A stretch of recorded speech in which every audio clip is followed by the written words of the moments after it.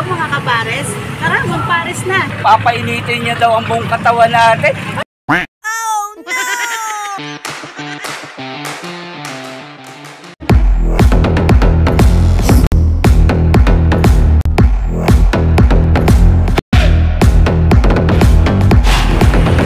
Hello mga kapares, tara magpares na. Dito lang kami sa Barangay San Isidro, Maribeles, Bataan, near Maton at Court. Maraming salamat. Hey yo, what's up mga idol? At eto na naman tayo sa daan. Grabe naman. Nagugutom na naman ako. Pero alam niyo ba na masarap ang magandang klima ngayon?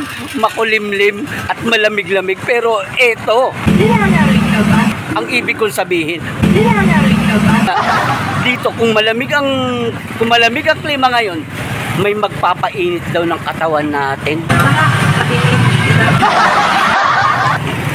Alam niyo ba kung sino yung magpapainit ng katawan natin? Oh no! Oo, siya! Siya nga! At ito yun. Panoorin niyo to. O yun nga mga idol, at titikman natin ang mainit na pares dito ni ate. Papainitin niya daw ang buong katawan natin. Ay, naku! Tara! At ito ang magpapainit ng ating katawan ngayon mga idol. Hindi si ate ha, eto, yung pares. Pero syempre, dahil siya nga ang magpe-prepare ng ating pagkain ngayon. At ano ba ang meron dito ate? Pares mami po sir. Ay, pares mami. Ano naman pangalan mo ate? Teya po, Teya. Ay, Teya. Matagal ka na bang nag-start sa negosyo mo na to? 5 days pa lang sir, 5 days. 5 days?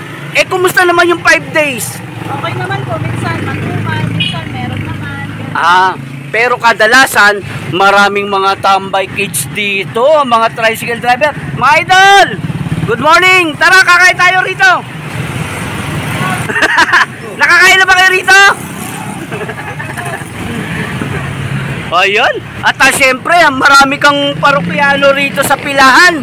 At malamang yan, tuwing umaga, silang customer mo rito. Yun. Wow, thank you po. Ano, magpapainit na ako? Wow, sarap nito.